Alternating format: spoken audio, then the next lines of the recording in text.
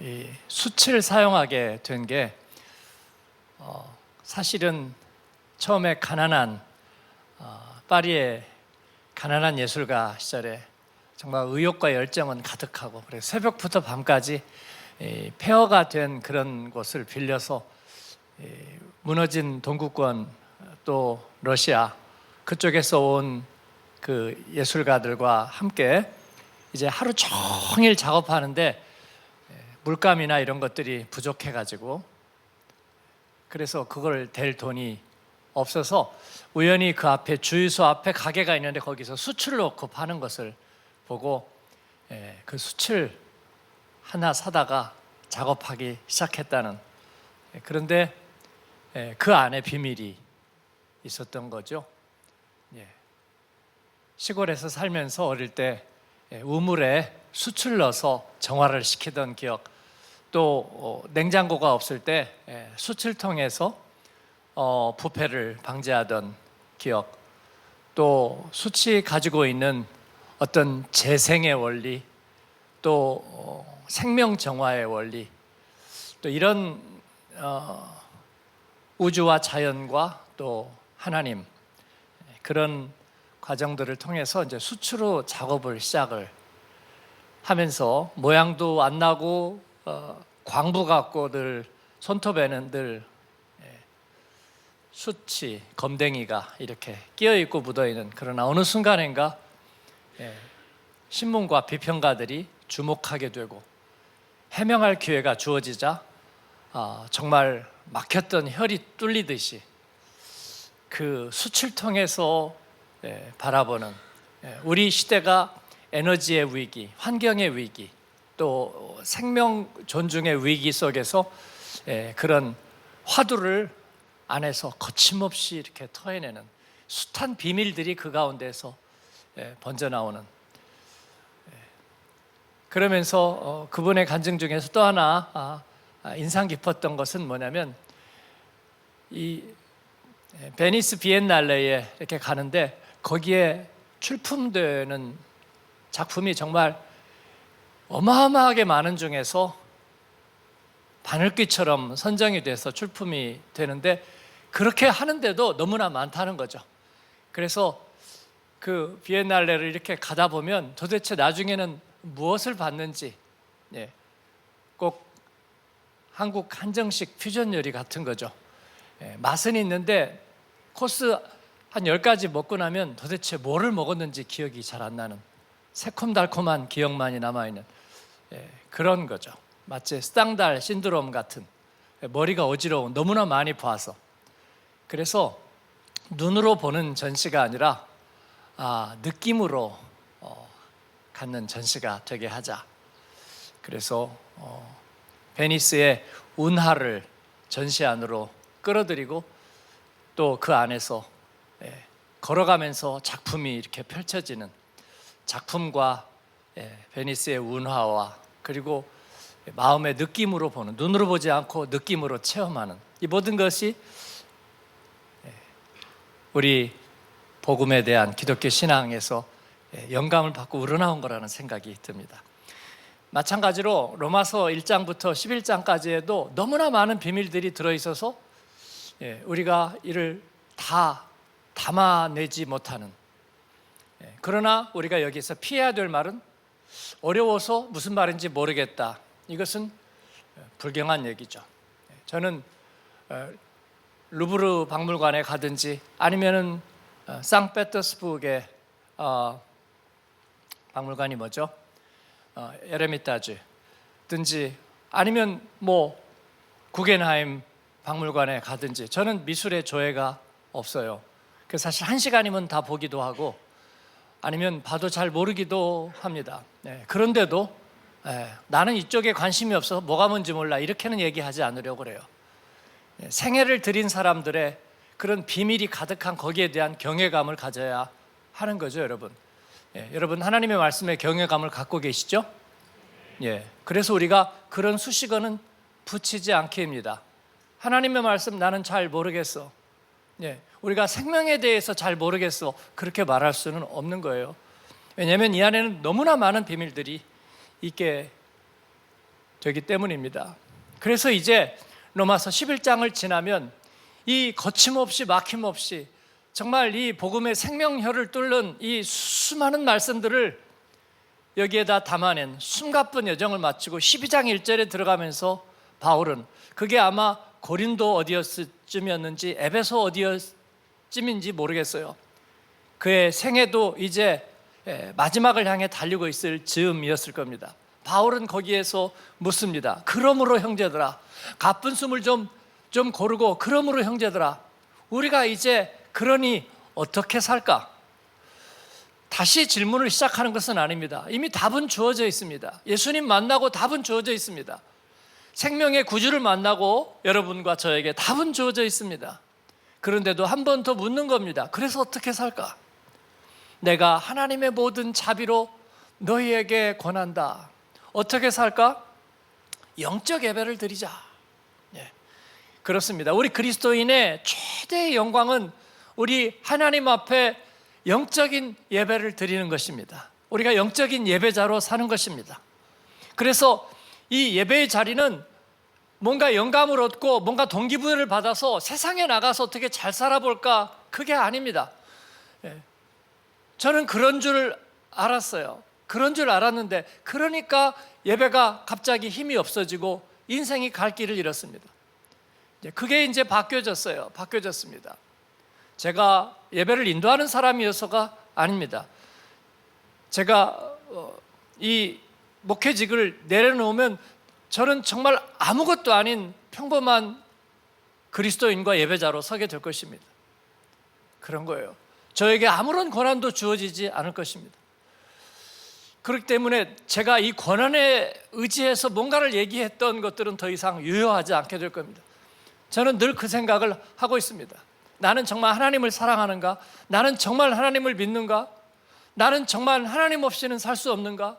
예배는 나에게 내 인생의 최고의 퍼포먼스인가?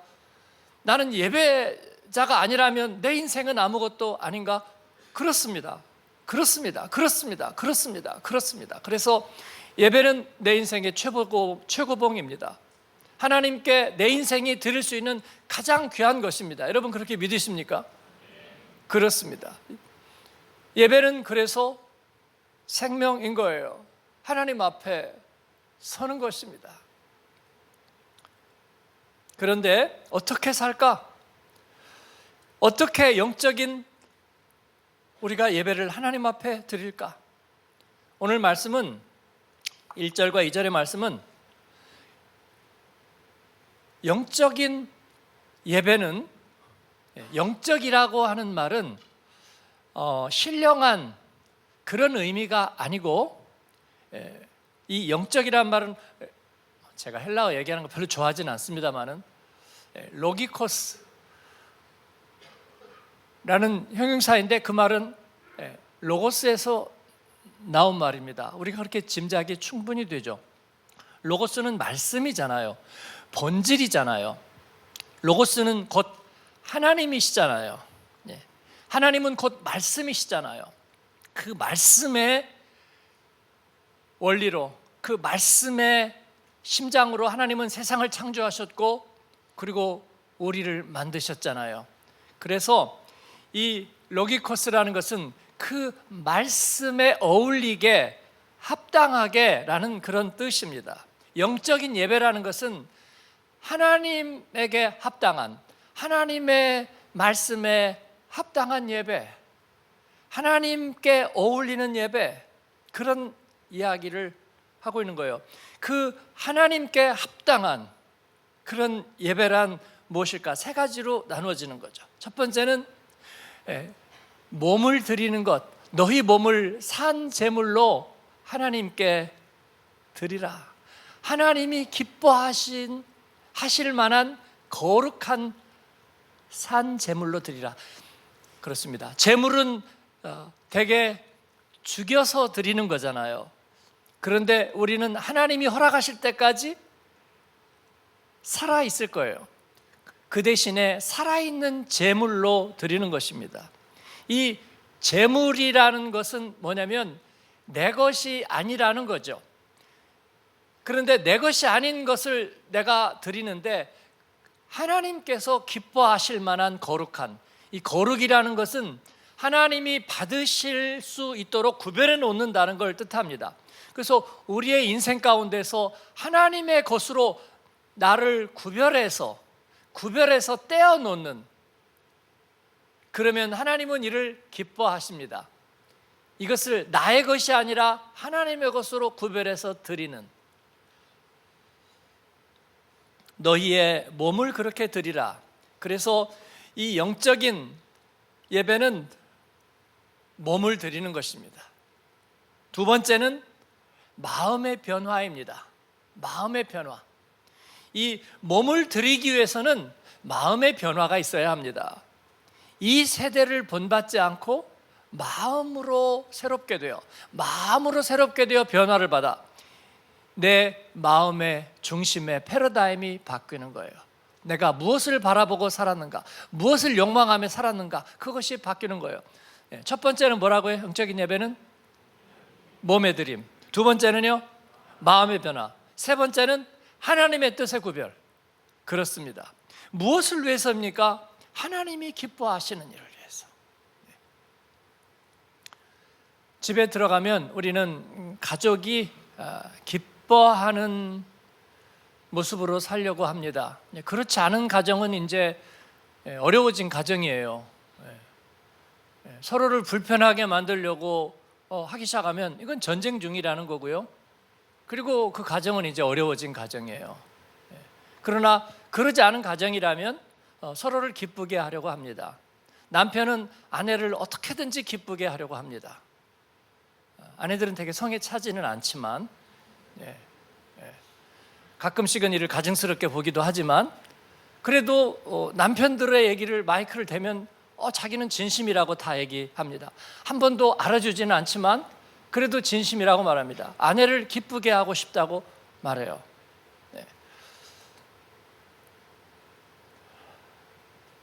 아내도 남편을 기쁘게 하려고 합니다.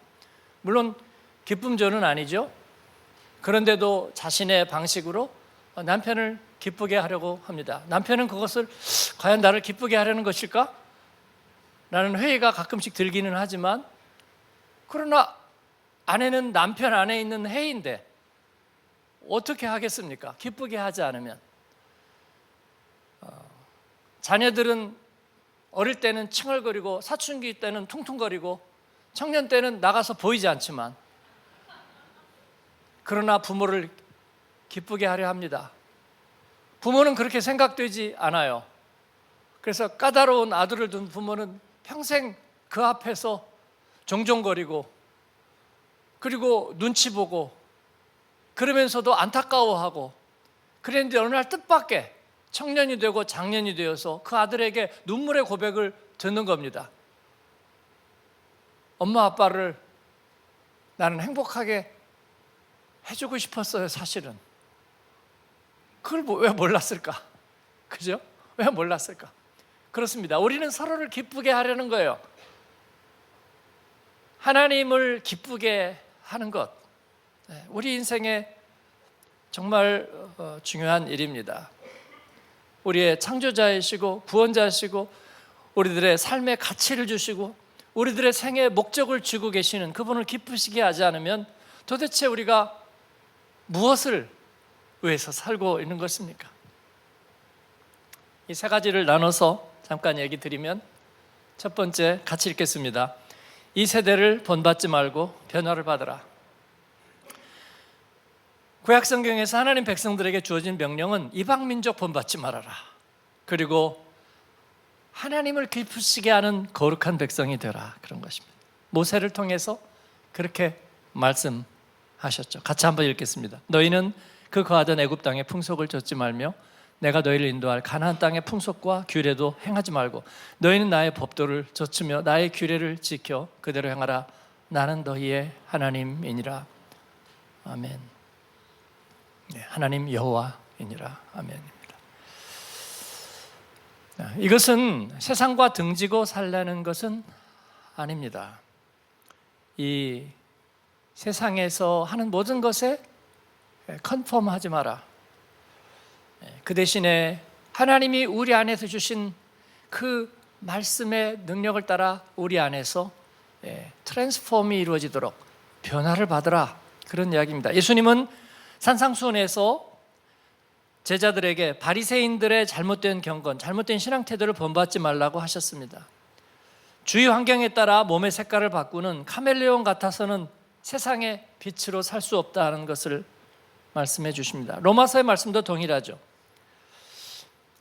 헬레니즘과 그리고 로마 제국의 그런 문화를, 그 시대를 인정합니다. 그것도 하나님의 지배 아래 있으니까. 하나님이 언젠가 그들을 심판하실 때까지 하나님이 놔두시고 인정하는 거거든요. 그래서 우리는 그 두 세계의 시민으로 살면서 이 세상의 질서에 대해서 우리는 인정하고 삽니다. 그러나 그것이 이 세상의 가치관을 순응하고 컨펌하는 것은 아닙니다.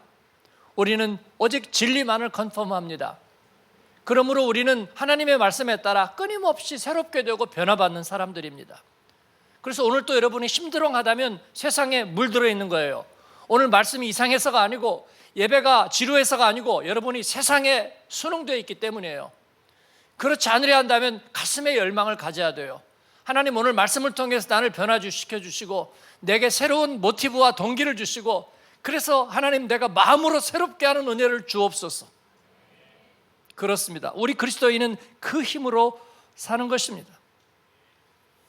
인간은 변화를 갈망하는 존재예요. 그런데 이 변화를 이루는 방식에 있어서 우리는 세상을 바라보고 변화되려는 생각을 자꾸 하게 된다는 것입니다.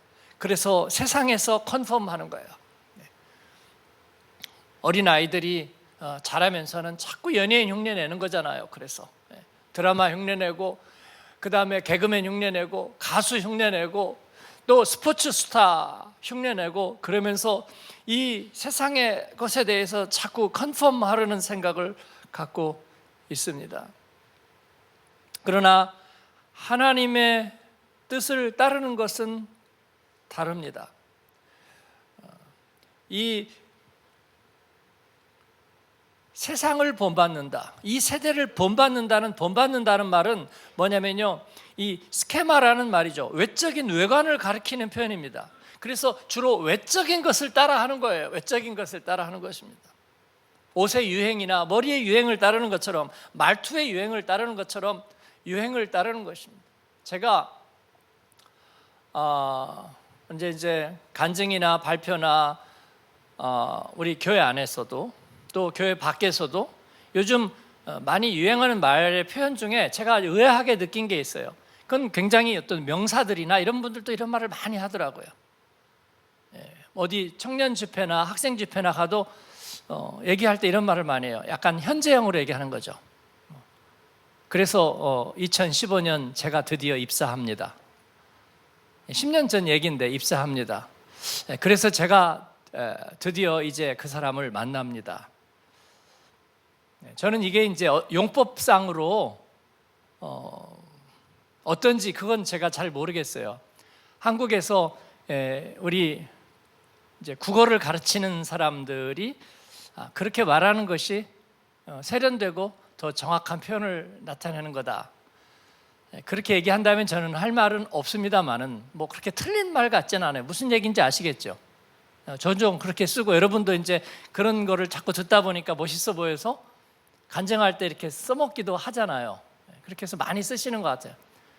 그래서 제가 드디어 이제 새로 스타트업을 하게 됩니다. 이제 우리 CBMC 모임에 가도 발표할 때 그 얘기를 많이 쓰시는 걸 제가 봤어요. 아마 회사나 이런 데서는 이미 벌써 많이 쓰고 있을 거라고 제가 짐작이 돼요. 근데 교회 안에서는 약간 낯선 표현이었어요. 이해되시죠? 그렇습니다. 저는 현재형을 사랑합니다. 그런데 이건 현재형의 문제가 아니라 객관화라고 생각이 돼요. 자신을 이렇게 객관화시켜서 바라보는 것처럼 보이는 거예요. 그래서 약간 간접화법처럼 들려요. 저는 신앙은 직접화법이라고 생각해요. 하나님 앞에서의 직접화법. 하나님, 제가 여기에 있습니다. 그런데 하나님, 제가 지금 뭐라고 표현해야 될까요? 마치 자신을 바깥에서 보고 있는 것처럼 이렇게 얘기하는 것. 이것도 우리 시대의 언어적인 어떤 스케마, 그런 모습, 모양이라는 생각이 가끔 듭니다. 물론 중요한 것은 아니에요. 제가 그냥 느껴본 생각입니다. 그러나 변화를 받는다는 것은 여러분 메타모포시스라는 말 들어보셨죠? 헬라어에서 나온 말이에요. 메타모포. 이건 뭐냐면 내적인 속성이 바뀌는 것을 말합니다. 이 세상의 겉모습의 모양만 우리가 따라서 모방하고 컨펌하지 말고 내적으로 새롭게 되는, 하나님이 우리에게 주시는 그 능력을 따라, 성령의 능력을 따라 우리가 속사람으로 계속 새로워지는 그런 변화를 받으면서 살라, 그렇게 얘기하고 있습니다. 여러분, 이것이 어려운 일입니까? 아니요, 이것은 하나도 어려운 일이 아닙니다. 우리는 주님의 나라에 갈 때까지 계속해서 말씀을 새로 깨달아야 합니다. 말씀 앞에 시큰둥하고 졸리고 그리고 지루해하는 사람들은요, 세상에는 그렇지 않을 거라고 저는 분명히 확신합니다. 분명히 확신해요. 시험이 있고 요즘 어려워요 라고 얘기하는 사람들은 사실은 세상에서는 굉장히 빛나고 운동에 열심이고 노는데도 재미지고 그리고 먹는 것도 굉장히 탐닉할 거라는 것을 저는 짐작하는데 조금도 어렵지 않습니다. 분명히 그런 듀얼 모드를 갖고 있을 거예요. 그런데 하나님 앞에 오면 굉장히 인색한 표현을 쓰는 거예요. 어렵고 그 다음에 시험 들고 그 다음에 나는 잘 모르겠고 요즘 어려워요 라고 말하는 거예요. 세상에 나가면 전혀 다른 모습을 보게 될 거예요. 여러분, 그것을 바꿔놓는 것입니다. 바꿔놓는 거예요.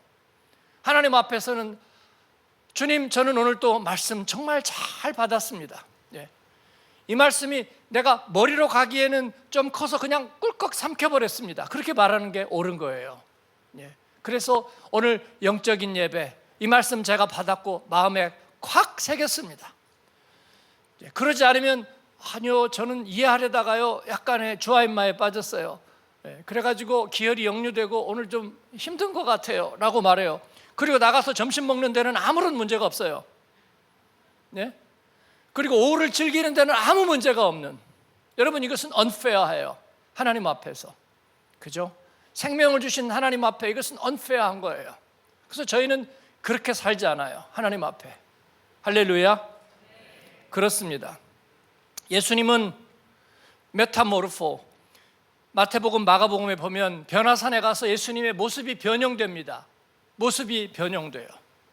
예수님의 피부와 얼굴과 옷이 빛을 내면서 변화되는데요, 예수님이 몸 전체가 반투명하게 되었습니다. 외부에 어떤 영향이 없었어요. 예수님 안에서 스스로 일어난 변화입니다. 예수님은 우리에게 이것을 예시해 주셨습니다. 그렇습니다. 예수님 믿기 시작한 이후부터, 복음을 알기 시작하면서부터 저는 MBTI 바뀌었다고 그랬죠. 유전자가 바뀐 것입니다. 저 운명도 바뀐 거고요. 다 바뀐 거예요. 마귀는 너에게 사람이 바뀌건 안 바뀌어. 그렇습니다. 제가 독일 오던 날 어떤 분이 만나서 저하고 만나서 얘기하는데 제가 첫 일성으로 한 게 그거예요. 제가 그때 마음이 강팍해져 있을 때예요. 그래서 독일에 와서 라디칼한 신학해가지고 한국 가서 녹색당 정치운동이나 해야 되겠다고 생각하고 왔을 때예요. 그러면서 제가 한 말이, 전사님, 저는 사람의 변화를 믿지 않습니다. 제가 했던 첫 마디예요. 그렇습니다. 그 말에 대한 대가를 제가 오랫동안 치르게 될 거예요. 여러분, 저는 그렇게 생각합니다. 이것이 저의 잘못된 불신앙이었어요. 신학의 물을 먹으면서 제가 잘못된 불신앙의 생각이에요. 그렇습니다. 그러나 저는 이제 복음 안에서 진정한 변화를 사모하고 또 그렇게 되는 줄을 믿습니다. 할렐루야.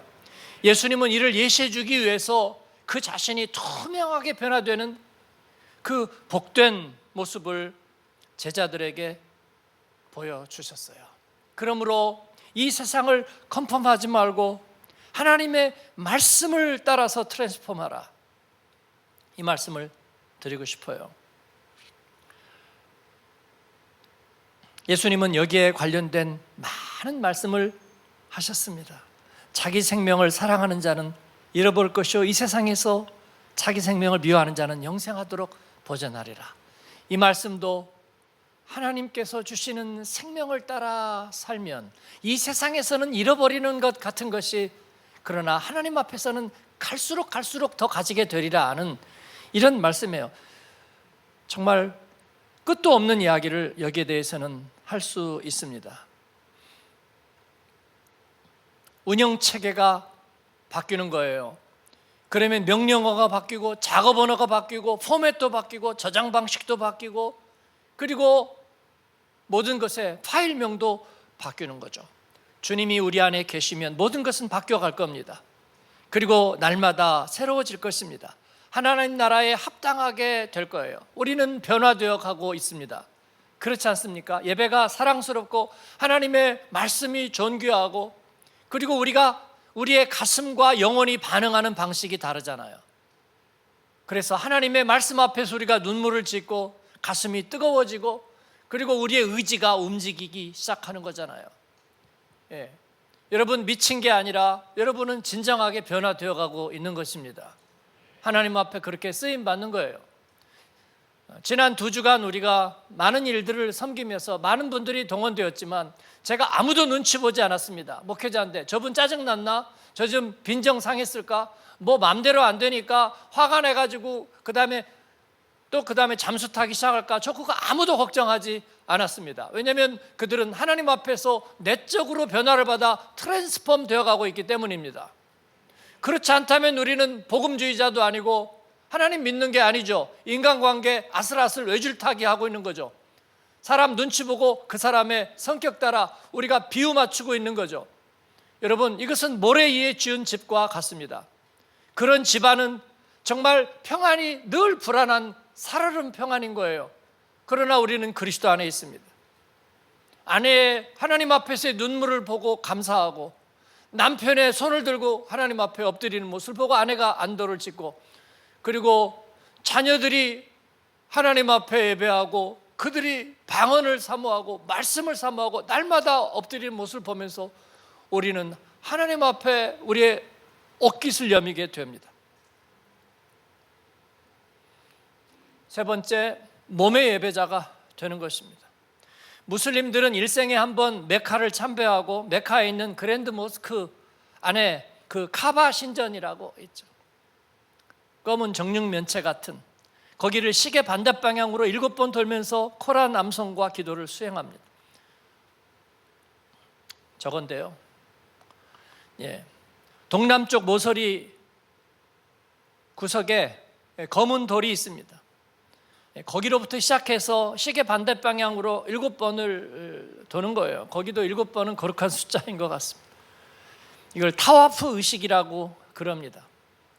힌두교도들이 겐지스강에 몸을 씻는 것과 같습니다. 이리안자의 원시 부족들이 몸의 제의를 버리는 것도 역시 같습니다. 그렇습니다. 오늘날의 모든 스포츠라든지 모든 것들은 이 몸을 컬트하는 거예요. 그러나 우리에게 차이가 있다면 우리는 몸을 만족시키는 것이 아니라 우리의 몸을 하나님께 드리는 것입니다. 인간의 몸은 하나님의 창조의 걸작품이에요. 다윗은 시편 139편 14절에서 내가 주께 감사하오면 나를 지으심이 심히 기묘하심이라 주께 사시는 일이 기이함을 내 영혼이 잘 아나이다 그렇게 고백하고 있습니다. 이 비밀이 너무나 큽니다. 우리가 하나님을 향해서 복음을 따라 순례하는 모든 길은 우리의 몸과 관련되어 있습니다. 그래서 우리가 작년에 특세 때도 우리가 그리스도인의 아이디를 12개를 함께 나누었습니다. 또 여러분에게 선물했습니다. 그 중에 하나가 몸의 예배자입니다. 몸의 예배자가 된다는 것은 참으로 영광된 일입니다. 믿음에서 멀어진 사람들은 몸의 예배가 점점 사라지는 것을 볼 수 있습니다. 그래서 몸으로 성전에 나가서 예배 드리는 게 점점 뜸해지는 것입니다. 왜 뜸해져요? 그러면 몸이 아팠다고. 몸이 아픈 거는 있을 수 있죠. 그리고 한국 다녀왔다고, 그것도 있을 수 있죠. 출장 갔다 왔다고, 그렇게 있을 수 있죠. 그래서 예배를 한 달에 한 번씩 드리면 여러분 밥을 한 달에 한 번씩 먹고 살 수 있습니까? 그러니까 밥때를 놓치면 여러분 어떻게 하나요? 몸에 대해서 얘기하고 있습니다. 보충 수업을 하죠? 예. 그래서 보충으로 드십니다. 부부싸움을 하고 밥을 안 먹으면 보니까 계속 안 먹는 것 같으면 어떻게 하세요, 여러분은? 길이 살겠네, 곧 부르겠구나. 아니죠. 중간중간 먹죠. 그래서 우리 걱정하지 않습니다. 살아 계시리라고 생각해요. 그죠? 저는 부부싸움 안 해봐서 모르지만 여러분은 잘 아실 거 아니에요. 주여. 그렇습니다. 왜냐하면 몸은 그런 것입니다. 우리 몸의 예배자가 된다는 것은 하나님 앞에 끼니를 거르지 않듯이 우리가 예배하는 것을 바라요. 제가 좀 바빴습니다. 그래서 2달에 한 번 예배드리면 나머지는 어떻게 된 거예요? 몸이 굶어서 거의 돌아가시게 됐다는 의미잖아요. 그런데 괜찮다고 말해요. 아니죠. 하나도 괜찮지 않아요. 괜찮지 않습니다. 꼭 몸이 가서 예배를 드려야 되느냐고요? 네, 그렇습니다. 밥은 인터넷으로 먹지 않습니다. 어떤 경우에도 가서 손으로 먹고 입으로 먹고 위장으로 먹습니다. 그렇죠? 오감이 동원돼서 먹는 거예요. 그래서 우리가 하나님 앞에 갈 때도 오감 만족의 예배를 드리는 거예요. 하나님은 우리의 기도를 향기처럼 흠양하시는 거예요. 네. 나를 향한, 제3자를 향한 막연한, 네. 허공의 산산이 부서진 이름이요, 그렇게 말하지 않고 하나님 저의 기도를 들으세요, 들어주세요 라고 얘기하는 거예요.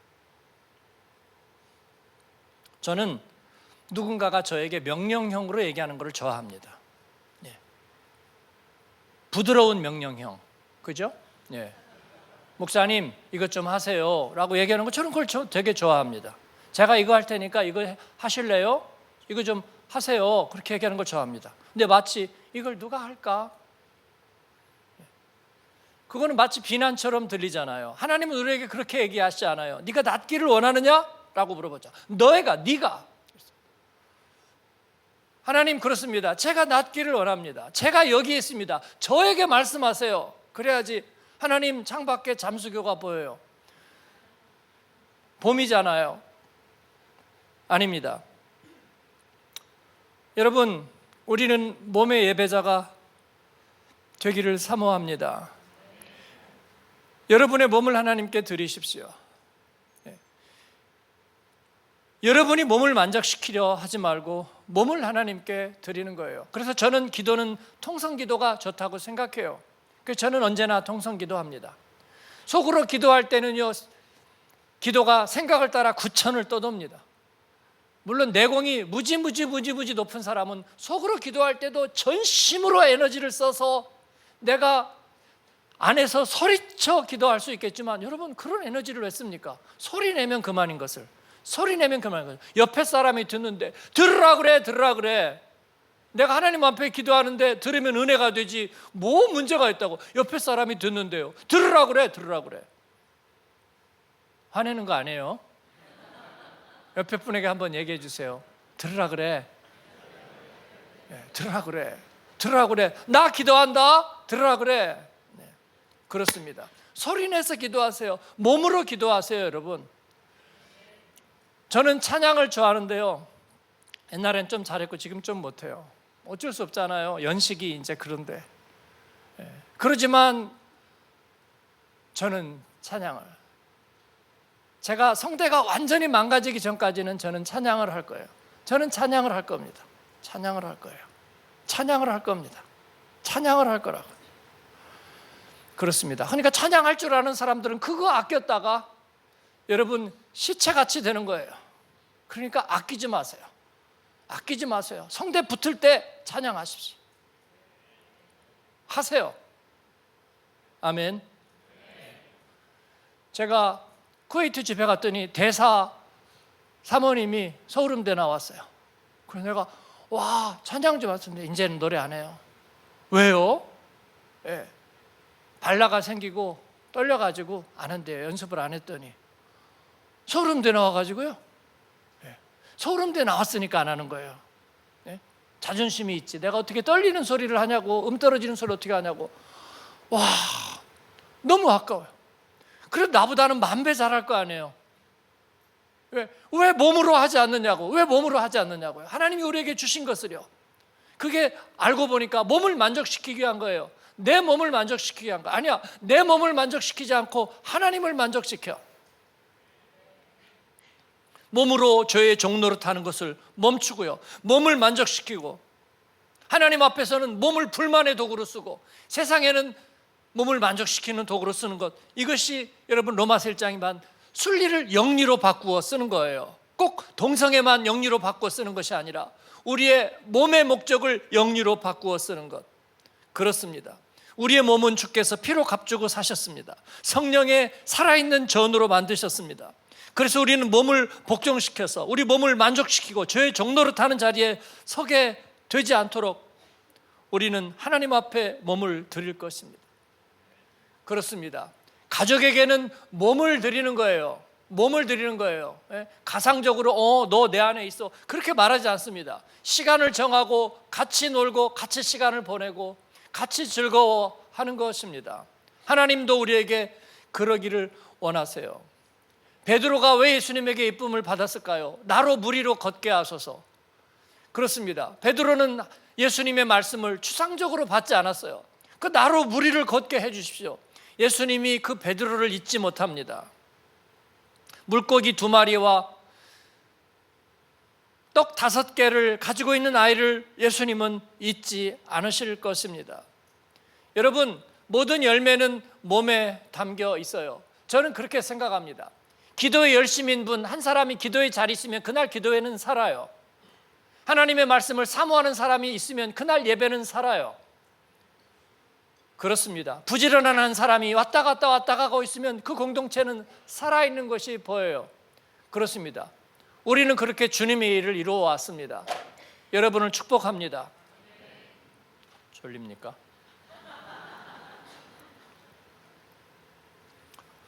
우리 그렇게 고백합시다. 주님, 나는 몸과 마음과 뜻을 주께 드리는 최고의 예배자입니다. 기도하겠습니다. 기도할 때에 여러분을 초대하겠습니다. 어떻게 주님 배울 날까지 어떻게 살 것인가?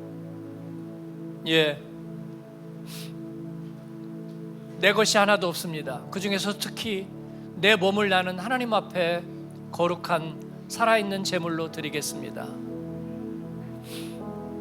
나는 이 시대를 컨펌하는데 세월을 보내지 아니하고 하나님의 말씀에 나를 조율하면서 하나님의 기뻐하심을 입기 위해서 애쓰겠습니다. 하나님, 나는 살아있고 깨어있는 몸의 예배자가 되겠습니다. 나의 입술로 주를 찬양하고 내 입술로 주님 앞에 부르짖어 하나님 나라의 기도를 주님 앞에 토해 올리고 내 무릎을 실제로 하나님 앞에 꿇어 주님 앞에 예배하며 주님의 기쁨이 되겠습니다. 주님의 필요한 자리에 내 몸이 있고 주님이 필요한 곳에 내 지갑과 은사가 있어서 나의 자취가 하나님 앞에 쓰임받았다고 하나님 앞에 그렇게 고하겠습니다. 주님께서 나와 내가 선 자리에 함께 있고 네가 가는 곳에 함께 있고 네가 고통받을 때에 내가 너와 함께 있고 그렇게 하리라고 약속하실 것입니다. 그 마음을 들여서 하나님, 나는 주님 앞에 하나님이 기뻐하는 몸의 예배자로 그렇게 서겠습니다. 그렇게 살겠습니다. 그런 분 일어나서 주님 앞에 기도하십시오. 여러분을 초대합니다.